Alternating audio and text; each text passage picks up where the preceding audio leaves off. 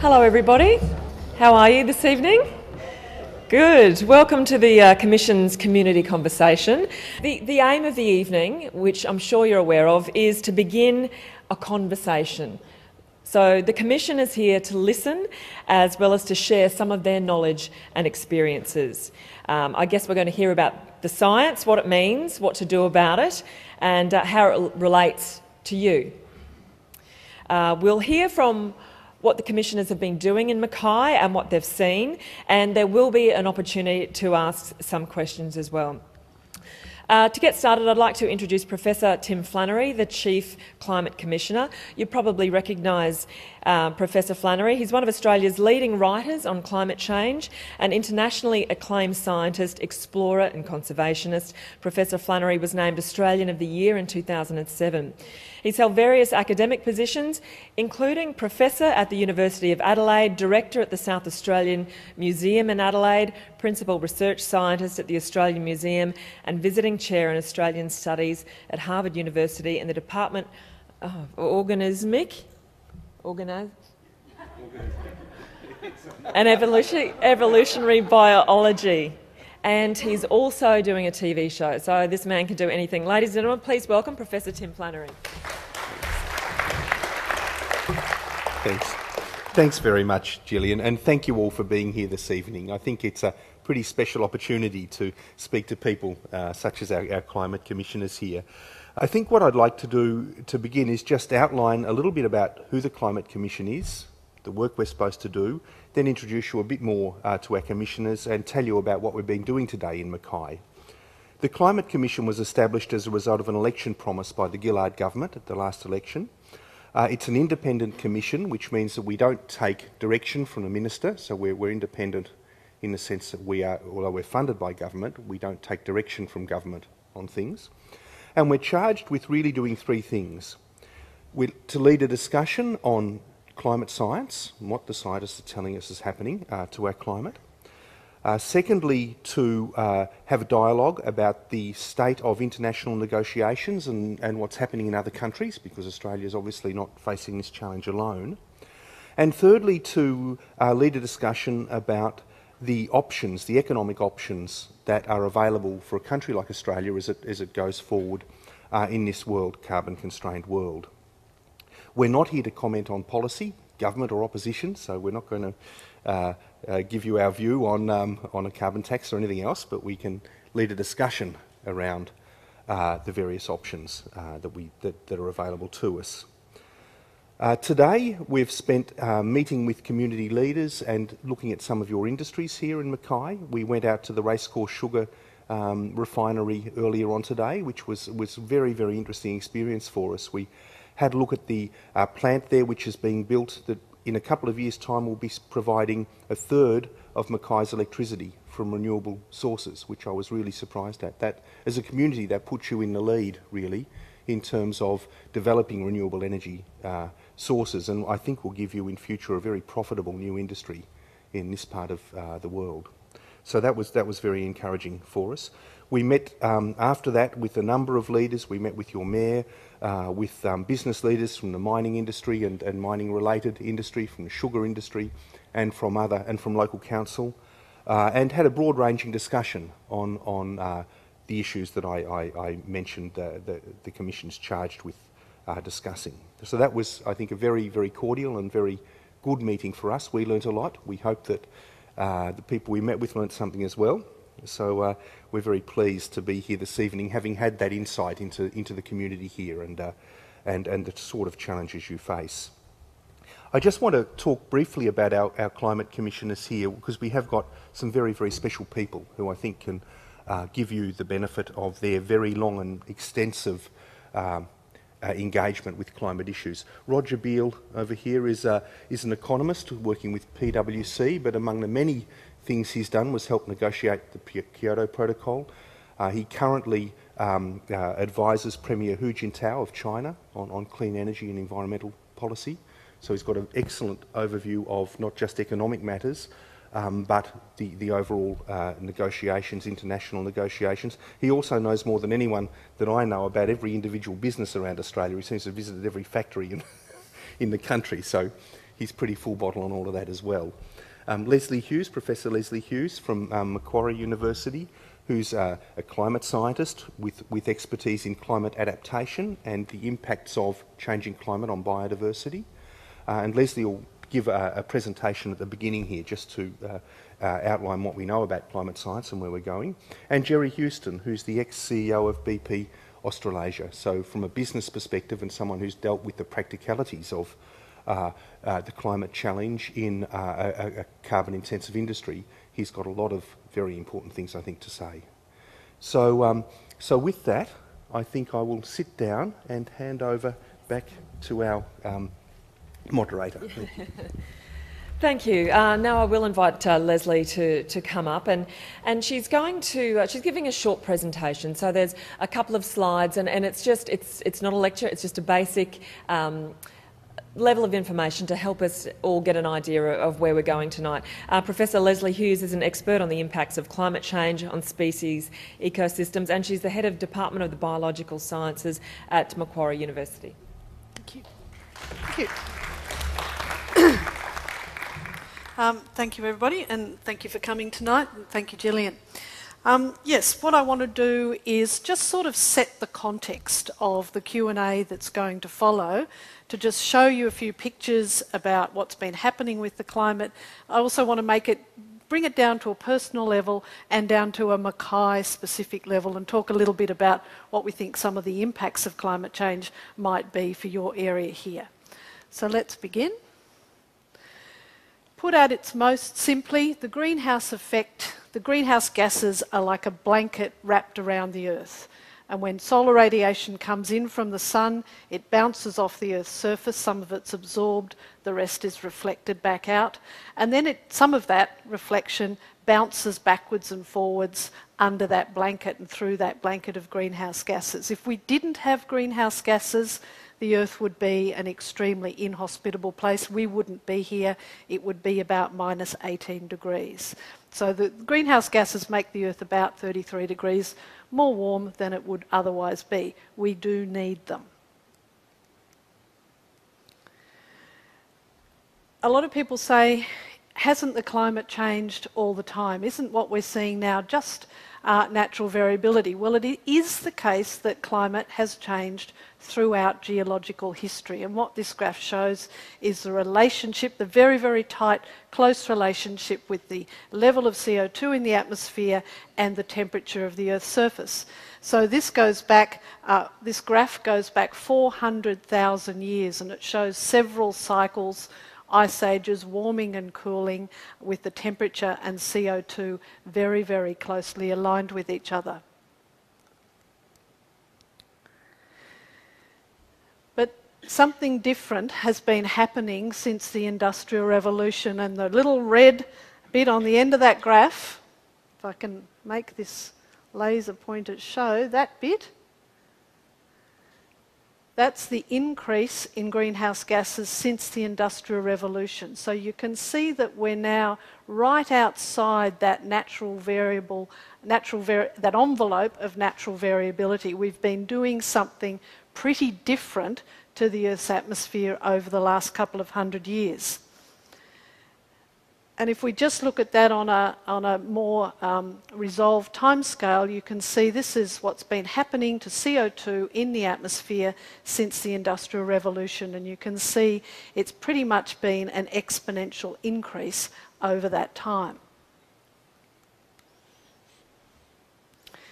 And along with that, because we understand the relationship between CO2 and temperature, and in fact we've understood that relationship for at least 200 years, this is what's been happening to the temperature in the lower atmosphere going back to 1880. And you can see that it zigzags around from year to year. It's not a smooth curve, but the basic trajectory is upwards. Now, some of you will have heard that 1998 was a particularly warm year, and indeed you can see that on this graph.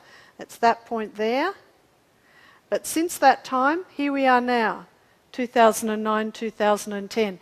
In fact, the 12 very warmest years ever recorded were June 2009 to May 2010. 12 warmest months ever recorded. So that's where we are now. So now we're talking about the future, and I want to present you with two different possible futures. One future, a more optimistic future, is shown in those blue lines at the bottom of the bottom graph of temperature. Here we are here. We've got two choices here. Here's the choice that we have to really strongly abate greenhouse gases, really reduce emissions, and if we do that, we might be able to keep future temperature rises to 2 degrees or less. If we don't, if we carry on business as usual, we're looking at the red part of that graph up here. Very broad range. We're not very certain about how hot it will be, but we know it will be a lot hotter. Now, I know some people find it a bit difficult to relate to these sorts of graphs because you think, well, you know, that's a long way in the future, you know, it's not going to affect me. So I want to actually make this a bit personal, if you will forgive my indulgence here. Okay. I was born in the early 1960s, and assuming, hopefully, that I'll live till I'm about 85, I've put my lifespan in there and I've lined it up with the average temperature increase that I will experience over my lifespan. So it's there. I've got two teenage kids born in the 90s, mid-90s, so assuming they live till they're about 85, I've put their lifespan in there, also lined up along the average temperature at which they will experience over that time. And I don't have grandchildren yet, but if I do have a couple of grandkids, and let's assuming my kids have them when they're about 30 and they live till they're about 85, that's their lifespan. So what I want to just point out to you that, for example, in my grandkids' lifespan, if they live beyond the year 2100, this is the potential range of temperatures that they might experience. So I just wanted to do that to kind of bring it home to you that this is about us, it's about our children, and it's about our grandchildren. They will be affected. Okay, well, let's talk about Mackay. Over the past decade, the average annual temperature in Mackay has increased about 0.3 of a degree. So your average annual temperature used to be 22.7 and it's now 23 degrees. By 2070, global climate models indicate that temperatures might increase a further 1.6 to 3 degrees, depending on the scenario that's used. The number of days above 35 is currently 1 a year. That might increase, according to the models, to about 12 a year by 2070. And if we think about rainfall, the average rainfall in this region's declined about 14% over that past decade. Projecting rainfall in the future is really hard, but the best estimate is for potentially an ongoing decline by 2070, maybe about another 5 to 10% decline. Sea levels have been going up in Queensland, North Queensland, about 3.3 millimetres a year, and that's around about the global average. Last year, the government released an impacts report on looking at coastal vulnerability of coastal infrastructure all around Australia. Mackay came out as the second most vulnerable region in Queensland when you look at the potential for residential buildings to be inundated by a sea level rise of about 1 metre. So second highest risk.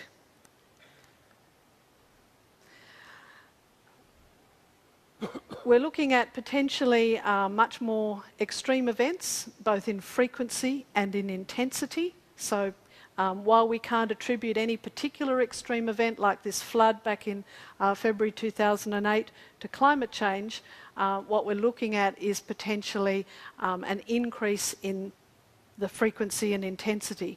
And in tropical cyclones, the models are indicating that there may only be a small increase in frequency, but potentially quite a substantial increase in the intensity of cyclones, with by 2070 about 140% increased probability of category 3 to 5 cyclones. And I'm sure that some of you have lived through those sorts of fairly scary events.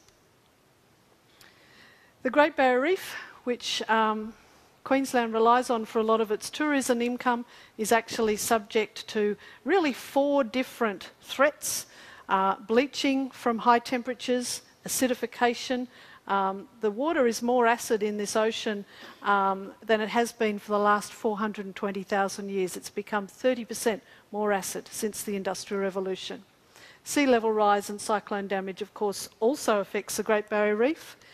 And in 2008, Access Economics estimated that the Great Barrier Reef was worth about $6 billion to the Australian economy, and of course most of that money comes into the central and northern Queensland area, and was worth 70,000 jobs. And then finally I wanted to say something about the sugar industry, because that's obviously very important in this local region.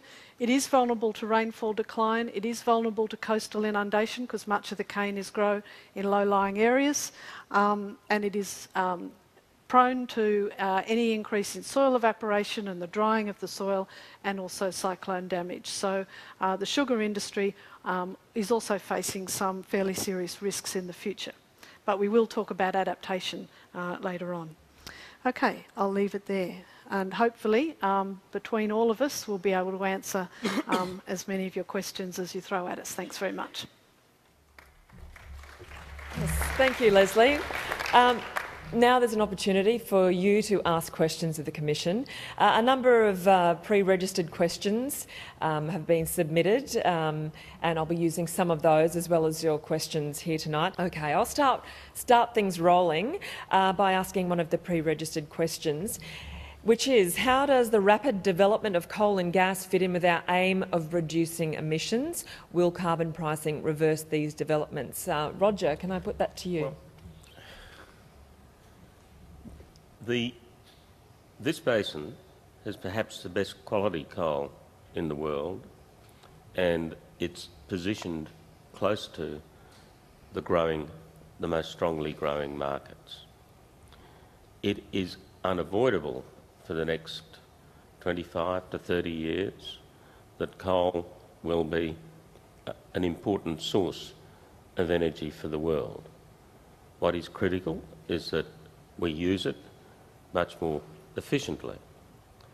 So I think point number 1 is that there will be an ongoing demand for Australian coal. A large proportion of your coal, a huge percentage of it, is exported. And so to the extent that it's impacted by actions taken to control climate change, it will be impacted by actions taken overseas. However, as I said, every available indicator suggests increasing demand. Should we, or could we, simply stop Australian coal exports? Well, we could do that, but there are other countries that produce coal as well, and if this demand is unavoidable, there is the possibility that coal of lower quality will be shipped for longer distances with a bigger greenhouse signal to meet that need. So at core, the demand for the output of this industry in this region will continue. As we move further into the future, the rate of increase will no doubt diminish. Gas is going to be a strong gainer from action globally and in Australia to curb greenhouse gas emissions. It is 30 to 50% less CO2 intensive than coal. That means that China, Korea, Japan, other countries are attempting to increase the proportion of gas in their energy production. However, almost all of those countries, while they will need coal, are trying to make sure that it's burnt very efficiently, and countries like India and Japan have actually introduced coal taxes already, which they would expect to ramp up to really drive that efficiency. So there you are. Strong future prospects for the industry over the foreseeable future, but increased attention always to trying to use coal much more efficiently. My name's Patricia Julian. I'm the coordinator for the Mackay Conservation Group. A couple of things worry me about what you've just told the public here. One is that coal, the full cost of coal, has not been properly costed to society. Things like the cost to human health, for example. There was a recent University of Harvard School of Public Health study which said the real cost of coal is about 2 to 3 times what we actually think it is. And what we'd really like to see happening in Australia through the Gillard government is that we get a full costing on coal so that we know just how competitive it really is with things like solar, thermal, baseload power. Well, there's no comment on policy tonight, so it's not policy. Is there a question? It's just the fact that information needs updating. Okay. And I'm asking how we can get that information updated. Look, again, very quickly, there is no doubt that coal has a number of negative dimensions, both environmentally and in terms of health. The coal from this basin is probably as clean a coal as you'll get in the uses to which it is put, but efforts must be made to both include those costs wherever possible and to do what you can to restrict their impacts. But the inescapable fact is that for a period of time, coal is going to be in great demand, particularly as our region gets richer. Okay. Could I just point out there as well, just to say that you're quite right that there are what we call externalities to the use of coal, you know, and there are many of them, including sulphur dioxide and nitrous oxide and particulates and so forth, which have impacts on human health. And the Chinese government, among others, is very, very aware of this. They've just produced a position paper in the last year or two called The True Price of Coal, which reflects much of that. So they're aware of it, but it is very difficult to shift the energy economy quickly. But the point I just want to make is that when we look at putting a price on carbon, that really is an attempt to cost one of those externalities, which is the impacts of the greenhouse gases. And I think it's important when we come to dealing with these questions that we do cost those externalities. Good evening, my name's Adrian McMillan. Now, I'd just like to ask something. Now, we've just seen a graph up here before with temperatures and CO2 levels. Now, I've seen other graphs that say that the CO2 lags behind the temperature and that the sun has a lot of effect on what actually happens with our CO2. Now, just one question, with that graph there, that's gone back 400,000 years. Now, what happened during the Vikings? They used to grow crops and it was all melted, so why isn't that on the graph there? Sure. Look, you're absolutely right in the first thing that you said there, which is the CO2 lags the temperature increase initially. What has driven those changes in the past is what's called the Milankovitch cycles, which concerns the orbit of the Earth around the Sun, the wobble of the Earth on its axis, and the tilt of the Earth's axis. All of those things have an impact.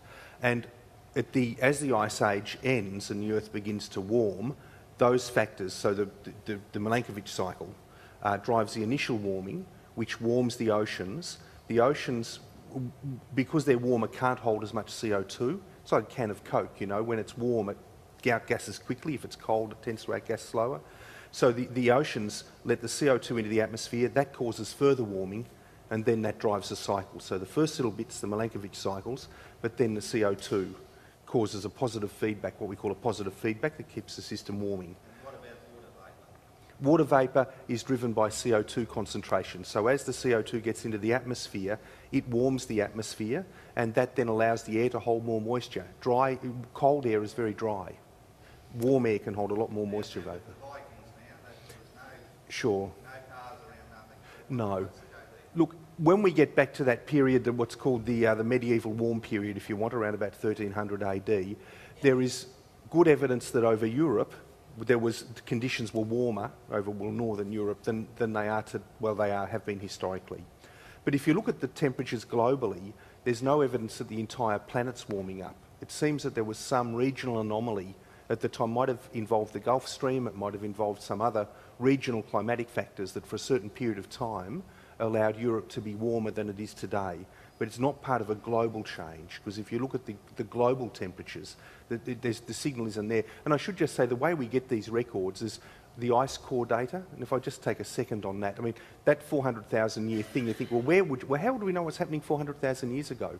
Well, scientists have drilled through the ice cap in Greenland and Antarctica to reveal a year-by-year record of change, and the ice has little bubbles of air in it, so you can look in those bubbles of air to look at the CO2 concentration and so forth and get the real data. I actually went to Copenhagen, to the university where they hold these ice cores, and the bloke pulled one out about this long, and I could see the bands in it like this. It's about 2 centimetres wide, and he showed me the thing and said, look at that band there. He said, that band fell as snow over the Greenland ice cap in the year Jesus was born, which amazed me. Yeah. And then he said that, you know, all those little bubbles of air, he said statistically it's almost certain that there's a few molecules breathed out by the Holy Family during that year in those little bubbles of air. Wow. But it just tells you how good that record can be. Yeah. Now, like, you know the story about the planes up there that were dug, they had 258 feet of snow over up when they crashed there. So we might just move on if that's okay. There's a few people wanting questions. But the so- record is quite good, and it includes tree ring data and other sorts of proxy data for temperatures. That's how we build those early Okay, records. sir in the green shirt there. My name's Jack Long, a retired farmer. I've got a couple of questions, and the first one is that does the panel think that carbon trading could be a bonanza for the world stock market? I've had about 20 years' experience playing around with shares and been reasonably successful. I just think that on some of the literature that I've read that's come out of America, it could be a bonanza for the stock market. Okay, we'll deal with that one first. Jerry, would you like to tackle that one? Yeah, a carbon trading scheme is clearly a way in which you can price carbon, and in fact, a large number of the businesses in Australia have actually supported as one of the best market-based mechanisms to actually drive to the lowest cost solution. To set up a system, it needs to have integrity. It needs to be supported in the long term by successive governments, and it needs to have the right regulation around it. But it also needs to, it needs to work and be enduring as a commercial enterprise. So yeah, there will be money in it, but it should be an effective mechanism to actually drive to the lowest cost solution by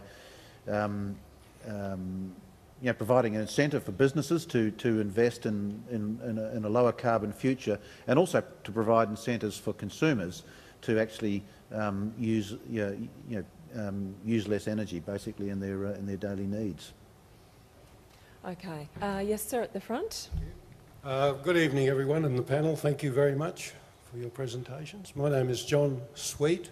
Been around the ridges here since '59. My family's been here for 6 generations before and down the track. I've been a cattleman. I've been everywhere out in the bush. And PA Yeomans from Keyline taught me to listen to the land. And at the moment, the land is screaming out for help. And it's all related to climate change. And Leslie, those things that you mentioned are very true, the acidification, the health of our future generations. And I'm wondering if anybody on the panel has looked at the health of our soil and the true health of our soil, and remineralising our soil with good quality rock dust, highly energetic paramagnetic value. Okay. Because that will meet a lot of the problems we have. Okay. Would anyone like to tackle that one as Tim? Oh, look, it's a little bit, I think, beyond the expertise of the Climate Commission. We don't. I know, well, I know, I'm sorry. It's really hard for us to comment. We don't have a soil science expert here at all. We've got as much expertise as we can have. We obviously can't cover everything. Thank you very much. Is there another? I think there is a wider issue here without dealing in the specifics, and that is there is no silver bullet for solving this. And every piece of work that's been done says it's going to need a multifaceted approach. A lot of it with technologies we know today, a lot of things that we actually don't know about, and to be developed in the future. But it's going to be a broad-brushed approach. There's no silver bullet, and who knows what's going to come up in the future that's going to facilitate the change that we need. And look, I think part of that will definitely be soil carbon protection and soil carbon capture, including forms of biochar and other sequestration of carbons which do have the effect that you're looking for in terms of fertilisation. And we actually saw some of that today in part out at the sugar mill. That's right. Certainly the charcoal or carbon content in soils is something we can talk about. But You can double it or treble it in 5 years if you do the right thing. sure, and there's different means of doing it. Better grazing regimes, to that holistic management or rotational grazing for the cattle industry, I think has been quite an important tool, along with charcoal. And, Thank you for your question. Anybody else over here? Yes, a lady there with the checkered scarf. We hear a lot about clean coal, carbon sequestration and all that sort of thing, but where is the actual technology at the moment? I haven't really heard of any successful carbon sequestration anywhere in the world yet. Subban. Sorry. There has been successful carbon sequestration, particularly in the North Sea. This is re-injecting carbon CO2 into depleting oil and gas reservoirs. I have indeed seen in Europe plants which are producing zero carbon. They are at large scale, but not fully commercial.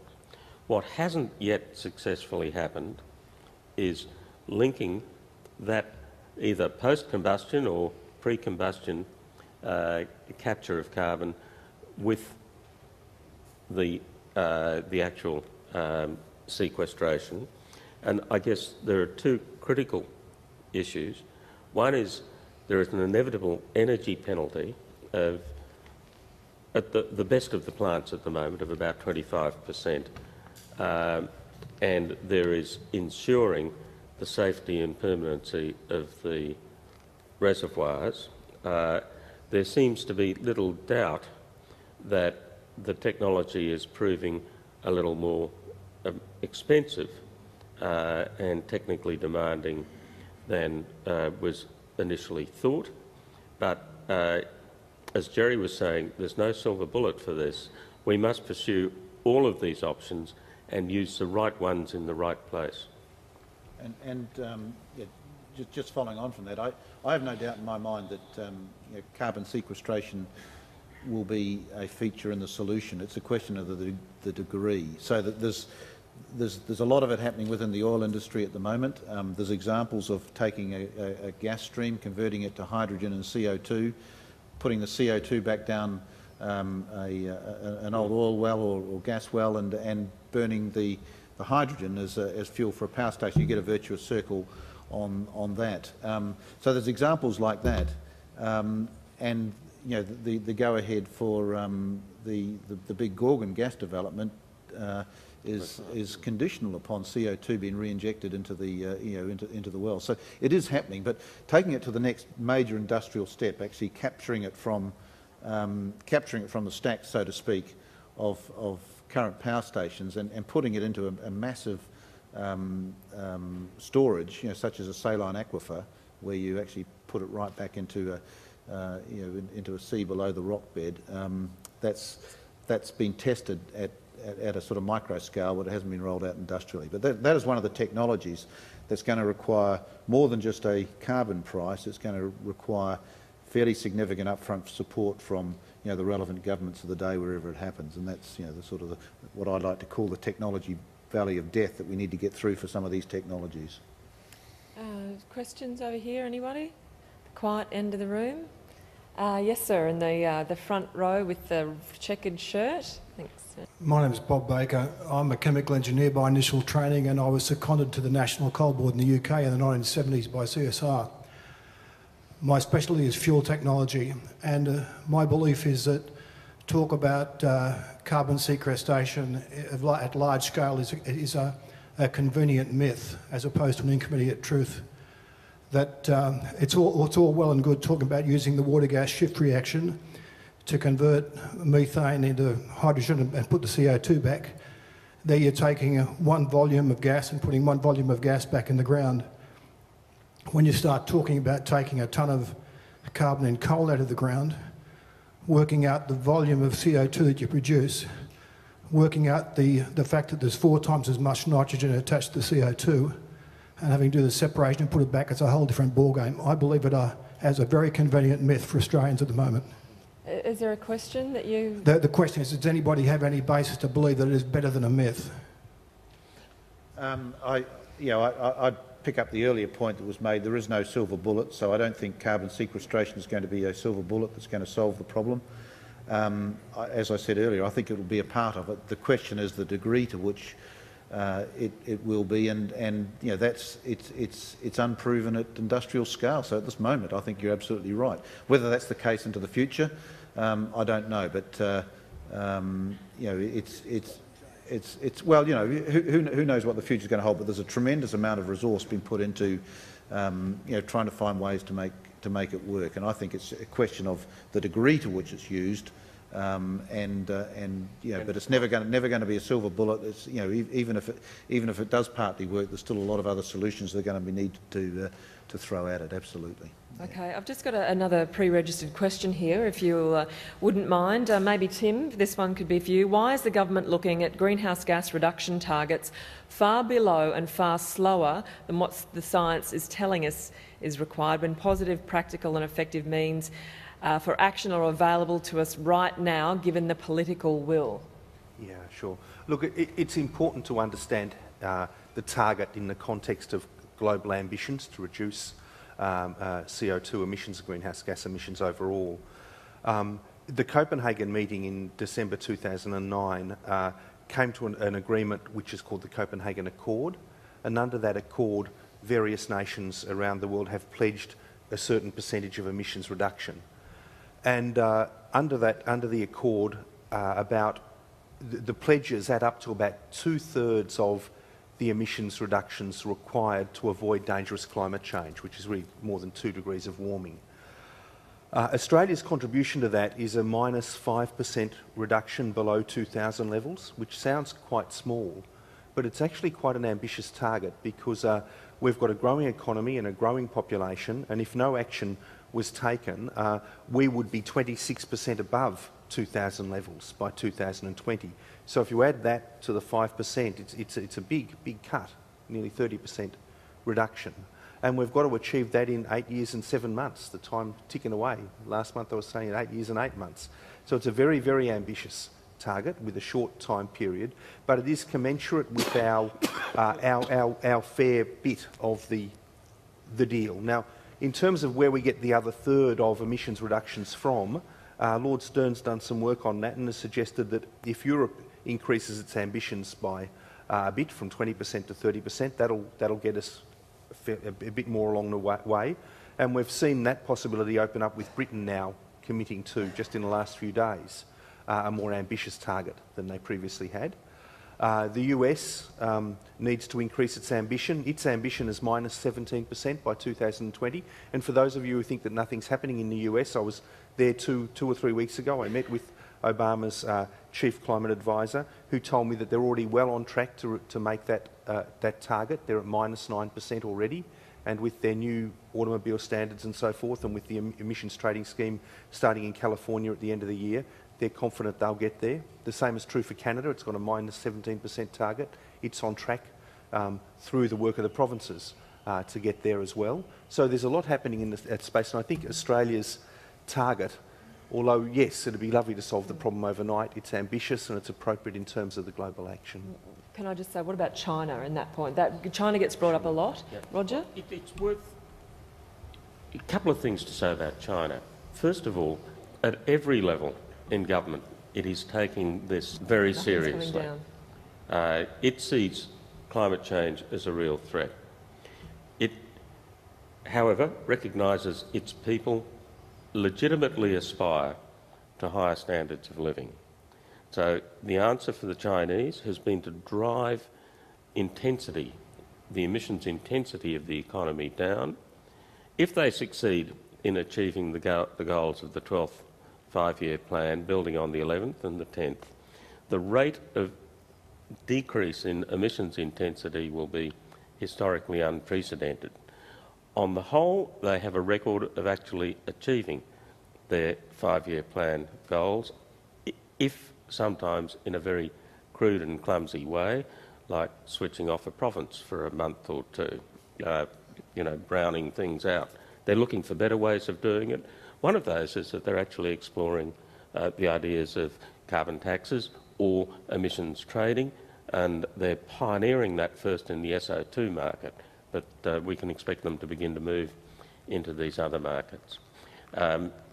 Their per capita emissions, of course, are a tiny fraction of ours, and by 2030 they would say that they might be considering actually then attempting to turn their emissions south. So they expect us to give them the headroom and the lead, and then they will follow on, and then another decade or so later, the lesser developed countries. So if we can get that pattern going globally, then we can meet that 2 degree, or if we don't quite meet it, not overshoot by too much.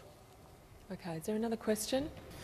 My name's Dave Westman. I've got a question relating to the chart that was up there earlier.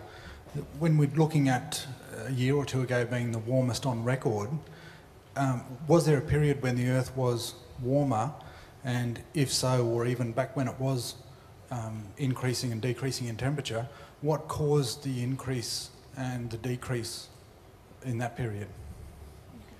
Sure. Look, if you go back several million years, 4 or 5 million years, you find a world where temperatures were higher and greenhouse gas concentrations were higher. But that was a very different world. It was a world where the continents were slightly differently configured. So the Isthmus of Panama hadn't formed, and therefore oceanic circulation was quite different. And the changes that occurred from that time to the present were relatively slow compared with what we're seeing today. And I think as we look at the warming that's projected for this century, it's important to understand how large scale it is and how quick it is compared with past geological changes. You know, just about the fastest climatic change we know about occurred at the end of the last ice age. So about 20,000 years ago, the planet started to warm as a result of the Milankovitch cycles and so forth. And by 7,000 years later, so by 13,000 odd years ago, conditions had reached pretty much where they are today. And that change involved a warming of the planet of 5 degrees, from 9 degrees to 14 degrees. It involved melting ice from the northern hemisphere that raised sea levels by about 120 metres. So that's a very rapid, a very large-scale rise in sea level occurring over 7,000 years. But if you look at the increase that's projected for the rest of this century, it's about 4 degrees, as we saw, so it's on the same scale as the Ice Age warming, but it's happening over a century rather than 7,000 years. It's happening 20 to 30 times faster, potentially. And it's the speed of something as well as the scale that's important as an impact, as we know in our normal business. I mean, if a slow little bicycle's coming along the road towards you, you might not hurry out of its way, but if a big truck's coming along very fast, you will. So it's scale and speed that are important. Okay. Sir, down the front here. Good evening, panel. My name's Luke Matthews. Just with comprehending what you've just said, that's quite a obviously very tricky situation to look at. From what I've been hearing in the newspapers, television, all that sort of stuff, a lot of the reasons, justifications for doing some of the things you're doing are all relatively economy-based. We also have social implications, health implications, justice implications associated with what is going on. It's human life that we're kind of talking about here. Yeah, it's not just economic. It's how much energy are you guys putting into those other aspects when we see that there's 120 wells, just 120,000 wells, just about to be fracked, which will pretty well wipe out the Artesian Basin on the driest continent on the planet? Okay, thank you. Okay, look, I'll just have a very brief go at that. Look, I've just spent a couple of months going up the Great Dividing Range, looking at energy infrastructure and these issues. Just about a week ago I was out at Alpha, the town of Alpha, which is really on the frontier of what's happening there now. I mean, land prices there have gone up 30 times in 1 year. We met someone whose land was valued at $3,000 last year, it's at $90,000 this year. And those sort of changes create incredible social dislocation in a town like that, because you've got the ones who are going to get very rich and those who are going to bear the burden of these increased costs. You know, everything, rates go up and all the rest. So it is a huge issue for the nation, and I think that the social implications and the water implications simply cannot be overlooked as we go forward in this. But you know, one of the things that frightens me personally, and I'm talking about me rather than as the Commission now, is just the speed and scale of these changes that are going on, and the fact that we haven't got our head around the sort of appropriate regulation or the appropriate way of socially dealing with this. It's unprecedented, and I think we need to turn more attention to it, because otherwise we can create a very difficult situation. I agree with you totally. There are a lot more impacts than on the economy, and a lot more impacts that are important to a lot of people. In my field, I've been studying the impacts on species and ecosystems for 20 years. And, you know, the IPCC in 2007, for example, estimated that about 30% of species could be committed to extinction if we get to 2 to 3 degrees above 1990 levels, and we're, you know, pretty much, you know, well on the way to that now. So, and our ecosystems, of course, are our life support system. You're also very true. It's very true that there'll be real impacts on human health. In a country like Australia, they'll be relatively small compared to other less developed countries. But if we think back to when the Victorian bushfires were on, for example, twice as many people died from heat-related disorders the week before the bushfires as died in the fires. In 2003, 21,000 people in Europe died in the heat wave in France, Portugal and Spain. Yeah, sorry? Yep, absolutely. There'll be all sorts of agricultural impacts. So you're absolutely right. It's about a lot more than the economy. Unfortunately, from my perspective, most people care about the economy and not necessarily about the other things, but everything will be affected. Okay. And yes, sir, in the blue shirt, second row there, that's you, yep. My name's Ken McFadgen. I'm a sawmiller, so I won't be real popular around here. I live at Nebo, fair in the middle of all these mines, where this destruction's bloody going rampant continually. Now, I've been following this debate for a fair while, because it's going to cost me £1 if you bring in a carbon tax. I haven't been convinced by anything I've seen. There's a lot of if, buts and maybes, and for every one of you that say it's going this way, there's another one that says it's going the other way. I'd like to be convinced more. What we have to do is start cutting our consumption. We've got a system here where we keep the economy going by making people buy things that they don't want with money that they haven't got. That's how we keep the system going. Then we've got a problem with waste, we've got a problem with the land, as this fella says. We're just raping and pillaging continually. And a fairly good example tonight would be to turn after these. Here we are talking about the climate, and I'll end up with a suntan if this goes any more than bloody hour and a half. I think, panel, that it is an issue that some people bring up, is that they often hear the opposing view, which gets a lot of airtime. Is that a problem? Sure. I'm far from convinced that we have or we haven't. Like I say, there's that much confusion out there. And the point is, if we're going to pay, like I say, I own a sawmill, I burn my rubbish. The DOEH want to charge me $380 a year to burn me rubbish. Well, righto, that's fair enough if it's going to help the environment. I asked them what they do about that. Well, they don't do anything. So when they come and gather with a big plastic bag the CO2 that I burn, then I'll pay for it. Now I'm just paying to pollute, and that's what I see this as being.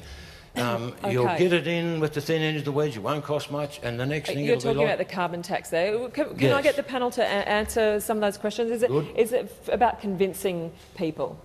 Sure. Let me have a go at the confusion part of your comments there. Look, it's very understandable that the public is confused because, you know, on the one hand, people like us get up and show those graphs that I just showed and say one thing, and then on the other hand, you know, Professor Plimer's written a very best-selling book, and I believe you've even had Bob Carter here a couple of months ago. I think what needs to be said is we need to look at the balance of evidence, okay? It's not the case that there are equal sides to this debate. Let me give you an example. In 2009, there was a very large survey done of climate scientists that publish in peer-reviewed journals, so expert climate scientists. And they were asked, do you believe that human activity is causing the planet to warm? 97.5% of them said yes. So let me give you an analogy. If you turned up to the airport tomorrow and you're about to get on a plane and there were 100 Qantas engineers standing around that plane and 97 of them said, we're fairly certain this plane is going to crash, you probably wouldn't get on the plane because you trust their expertise. Similarly, you don't get a plumber to operate on your brain and you don't get a brain surgeon to fix your taps. It's a question of seeking out expert opinion and letting them get on with it. Now, if you go to every reputable scientific academy in the world, they will say there is no debate about the climate science. The climate science, at its most basic, is solid. We've understood it for a long time. It's actually quite simple physics. What the Commission is really here about is to try to allay some of the confusion that understandably exists. And I'm sure Tim might add something to that. Well, can I actually add to the second part of the question, which is why does putting a price on CO2 make any real difference to what people do? Well, there are a couple of important things in life. One of them is very important for me personally, and I'm reassured always that size doesn't matter. However, we do know that price matters.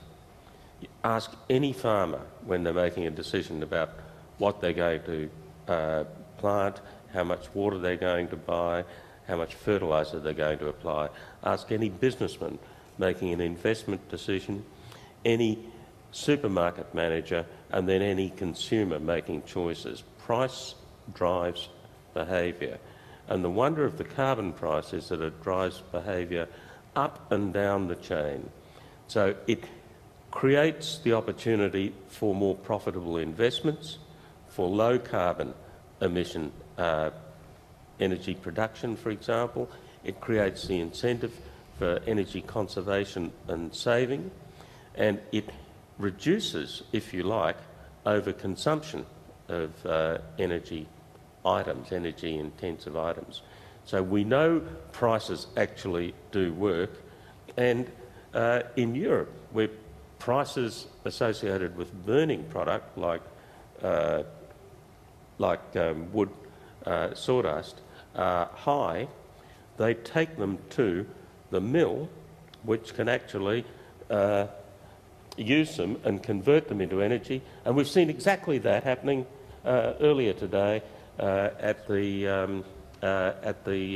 racecourse generator, which can actually take wood chips and sawdust as well as bagasse. Can I just make another simple point? Right.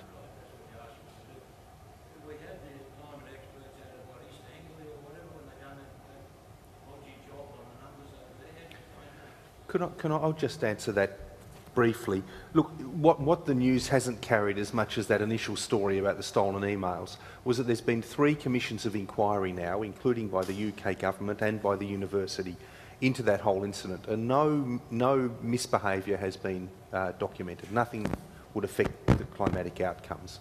So that, in my view, that was it was an attempt to derail the Copenhagen meeting. Someone hacked into the system, stole the emails, released the data just before the meeting to try to dent people's confidence in climate science. But as I said, despite the, 1.5 million stolen emails, a very large number, there's been no impropriety been able to be established by any of the Commission's inquiry. But could I just say one thing to your question? Look, you know, under any scheme that's being considered by any government, back to the CPRS or whatever, your sawmill wouldn't be paying a carbon tax. It's only the 1,000 biggest polluters, you know. There's only the 1,000 biggest polluters, so you're not going to be paying it. But what it might do is unlock opportunities for your business to add value from your waste, because that biological waste of yours is very valuable stuff. It could be turned into biochar to enrich soils. It could be used to generate electricity or whatever. And as we put a price on carbon, we'll see those options, I think, becoming more realistic. There is another question over here. Yes. My name's Alan Kirby. The one thing that you can count on climate, it always changes. Yeah. Now in 75, they were saying that man was causing cooling. Yeah. That the North and South Pole were cooling. I think... That was in 75. Yeah, I think you probably missed this... on the front page of Time, it had, are we heading for a mini ice age? I think we did cover this a little bit earlier. Do you want to Happy to just refresh? But yep. Okay. The other two things are, you've heard of the Roman warming. We did actually cover this question. Sorry, so we have covered this. So So could you tell me how many coal-fired power stations the Romans had? Look, perhaps because the rest of the audience has heard the answer, could we speak to you later if you hold about, and we'll discuss it individually. So the lady just that's okay. No, that's fine. The lady just in front of you. Yes. Hello, I'm Rose Christensen.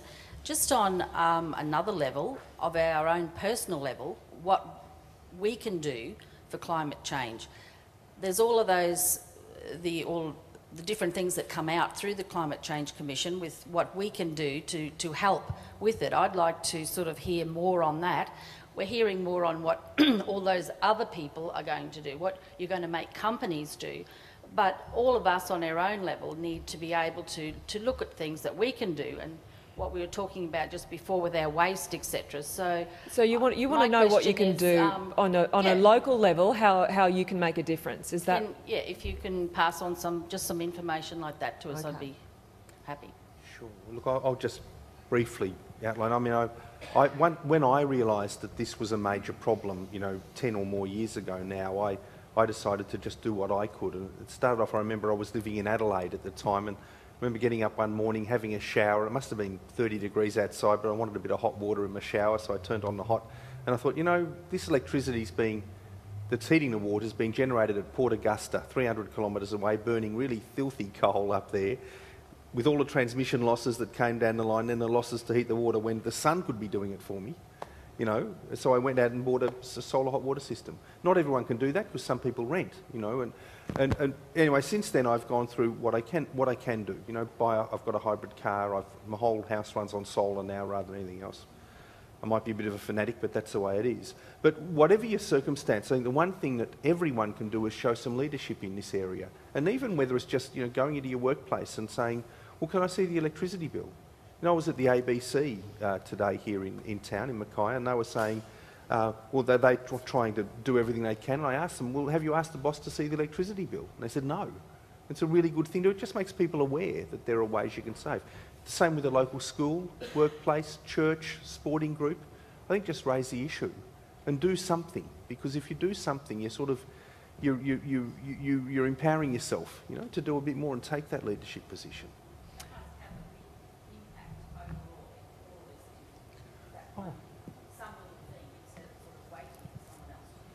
I think change only happens through a few good people taking action. I really do. Can I just add something?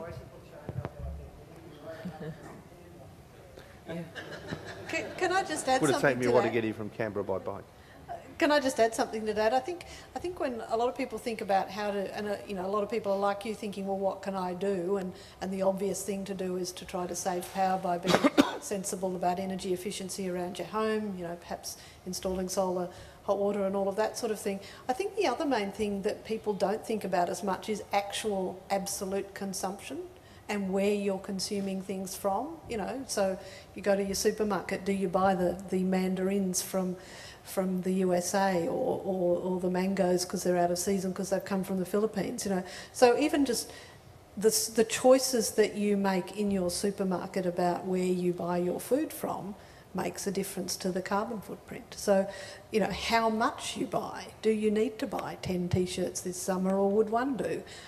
You know, it costs enormous amounts of energy and water to make even the cotton of a T-shirt. So it's not only the daily consumption of energy and water, but it's also the things that you buy. And I think everybody should be more aware of the price, the real price, the environmental price that they're paying for everything we buy. Can I just give you one example too from the Climate Commission, how we have worked. We realise we burn a lot of jet fuel when we fly from place to place, and we were thinking about offsetting, you know, as a group. But then we thought, no, actually maybe what we should do is take individual responsibility for this. So we've asked the Climate Commission Secretariat to tote up how many miles we fly, give us a cost using the premium offset, the best offset you can get. And then we'll all think about how we might apply that money. So some of us might donate it to a group working on rangelands conservancy. Some might decide to do something else, but something which is offsetting that in a meaningful way to them. And I think, you know, those opportunities are valuable. Okay, there's a question down here. Yes, sir, what's your question? My name's Brian Lebrick, I'm a process engineer, and I just wanted to take a point up about the economics, and I've actually posted this question on the website. Two major cogeneration plants at sugar factories and a bioethanol plant have recently gone into receivership. Why would anyone want to make large investments in greenhouse gas abatement projects such as these when government on both state and federal levels lack a coordinated program to advance greenhouse gas abatement projects? Yes, so thank you for that question. That was coming to that. Jerry, do you want to deal with that one? I'll pick that one up, having recently retired from a fairly big energy-intensive business. But it's absolutely paramount, I think, that on an issue as big as this, and you've heard the Business Council of Australia ask for it as a bipartisan approach. And so that there can be sort of continuity of policies to allow people to have the confidence to make the investments. Otherwise, they won't happen. And you know, so that's why I think the business community very widely is saying, for God's sake, you know, let's have a bipartisan approach to this and ensure ourselves that if we put $1 in, we've got a good chance of getting it back, because they're not going to change the rules halfway through. And that's a great example. I think the way the solar panel debate has gone in Australia over the last 10 years, it's been on and off and on and off, hugely on, and then switched off again, and different states doing different things. You know, it's a mishmash, and it does need you know, very clear long-term policies that will allow people to make the investments and make the choices. And is that part of your role as the Commission? Well, you know, part of my role I see is part of the Commission's role, saying, part of my role on the Commission, I think is you know, representing my business experience. My business experience says that, you know, the worst thing you can do for investment is to have a huge amount of uncertainty in terms of what the policies are. And can I just add to that? If the Commission can help build understanding and deal with the questions that some people have in relation to the science, and help people understand the international action and the mechanisms that are available, then we are more likely to get a bipartisan approach, because we're more likely to get to a position where politicians are responding to what the community is saying. And in Europe, you now see both conservative and Liberal politicians totally bipartisan on looking for an answer to this problem. Okay. So you have another question? Well, just wait for the microphone. There it is. It's Jack Long, a retired farmer. Does the panel think that food could be put at risk? I see there's 3 areas that food's being put at risk, and I'd like your views. Farmers, it's never, and I've been across a group of from dairy into small crops to cane, and I'll admit the cane was the most profitable, but there's a big question mark if costs keep getting loaded onto farmers, and because of certain options, particularly in the Central District, there's more and more farmers leaving their properties, run the fence around them and going to the mines. Now, I know that's another side, but look, farmers will not wear further costs because of increase. Now, I know you have said that farmers will be excluded from costs, but not the inputs, the electricity and the water costs and the fertiliser. You don't see food being at risk, because a lot of people do.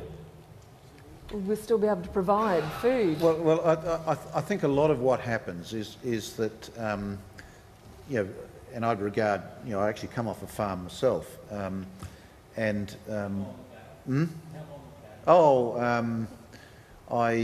actually had a share in the farm until about 3 years ago, actually. Yeah. So, but you know, so I regard, you know, farms as very vital, small businesses, but they have a bunch of input costs. They effectively compete against each other to sell their products into the market, and where there's an impost that applies to all, generally, and this applies to all small businesses, generally the cost would get passed through to the end consumer, so the farmer doesn't end up carrying the can for it, except where you're competing against, where you're exporting and competing against others that don't have the cost, and that's when you're in a different issue. But so you know, I think a lot's been made of you know, the extra impost. I think it's been probably over-egged in terms of the scale of it, but ultimately, you know, the consumer will actually pay for the increased cost of food, if there is any as a result of it. Can I add two things to that? Sure. Farmers will also have opportunities, and in the cane sector, we were being told today at the mill that the net opportunities they see from the introduction of a carbon signal in the economy, done as Tim was saying earlier, probably through RECs or some equivalent recognition of biogeneration of fuel and transport fuels. And the other issue is the one that Leslie referred to earlier.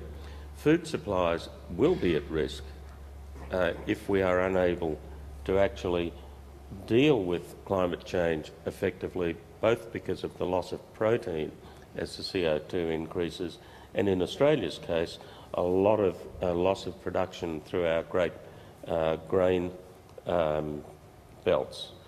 There is, of course, a risk to food supplies if we do the wrong thing on the farming side and subsidise the production of biofuels in the name of energy security, as the Americans have tended to do, and that results in an increase in grain costs that impacts globally. Sorry, I'll just see if anyone else wants to ask a question and we might come back to you. Oh, okay. Honestly, the farmers are price takers. There's no way in the world that the consumer pays up. And the biggest wreck is going on right now are Woolworths and Coles. There's 20 farmers, dairy farmers, left the dairy industry in South Queensland. And honestly, there's 54% of farmers, cane farmers, working up at the mines. And they're neglecting farms. So, you know, farmers are definitely, they have to absorb the cost, and they're leaving the farming sector in droves. Okay. Is there another question? Sir in the red shirt.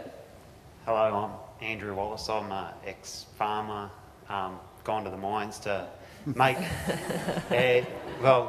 can't make a living on the farm, so I've gone to the mines to give my family a bit of a boost up. Like everyone in the world's wanting to do is make the next generation a better generation. And I can see the coal leaving our site, going out to the world, making, bringing the standard of living for other people in the world up higher, and all this consumption of carbon and pollution going to these other people in the world to lift their standard of living. How can we... I don't think it's fair for us to influence other people in the world to stop them from lifting their standard of living, but the coal and the energy that we export is going to do that. So I see that the carbon emissions are going to keep on going while people are wanting to do the only thing that everyone wants to do. That's to bring their families and their lives up to a higher standard than what they are now. It is a tricky issue, I guess, and it's a fine balance. Who would like to? Well,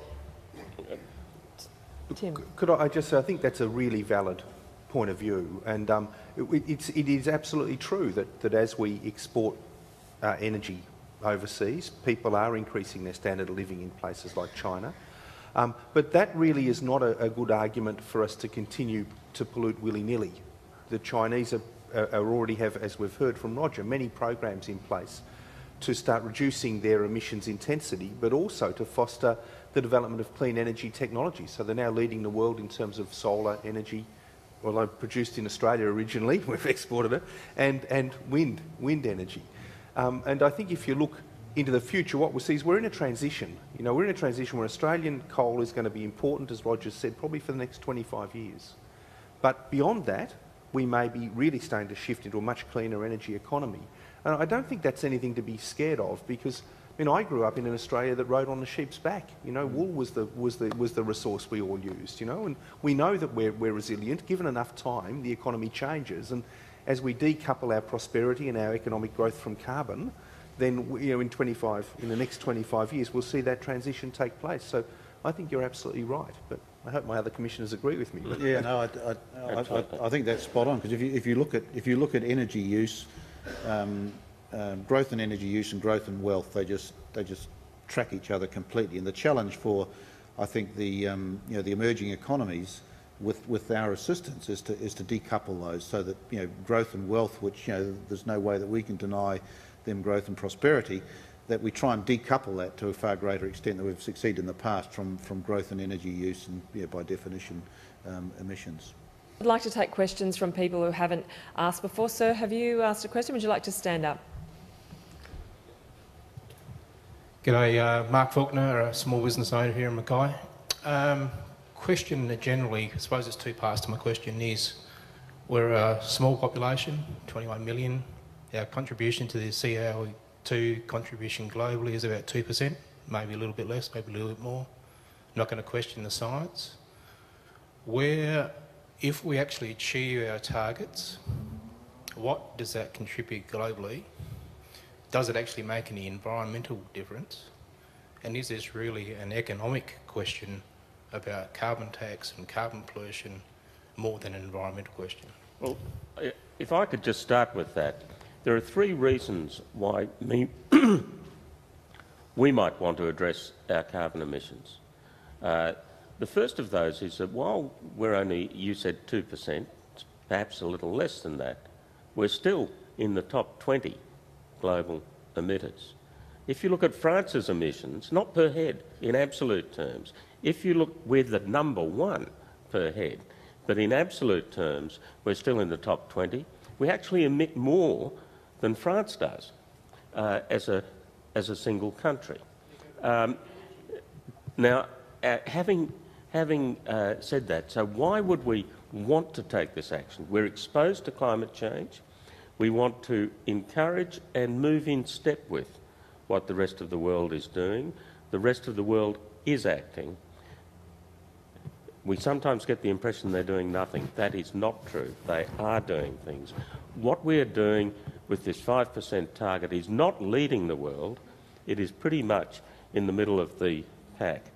And thirdly, we need to do this because if the behemoths move very rapidly, our industry needs to have got in place a set of signals that will allow it to restructure efficiently. And finally, I guess it's morally not a bad thing to do. Okay, last questions. Yes, sir. Hello, George Christensen, Federal Member for Dawson.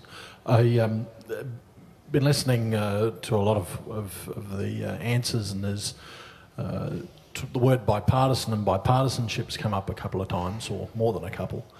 And even though at the start of this discussion it was said that we weren't here to talk about policy but about climate change itself, you referred to signals and carbon pricing. which is basically inferencing the carbon tax that the government's proposing.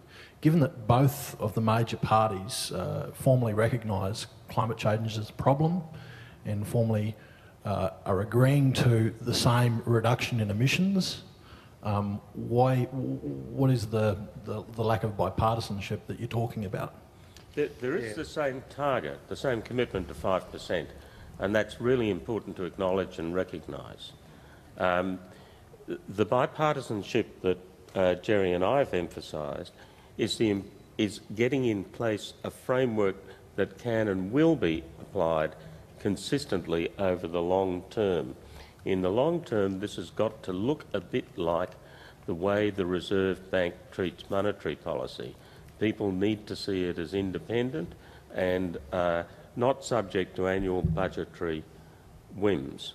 I certainly had the pleasure of working for Mr Howard as his chief climate representative during much of that period, and by the end of the Howard period, right from the beginning of the Howard period actually, and by the end, we had developed a fairly comprehensive approach to pricing carbon. Now things have changed a little bit since then, but it's bipartisanship about stable policy in the long term that will provide the signals that enable those investments to be made. Yeah, and you know, I was the guy who used the word bipartisan.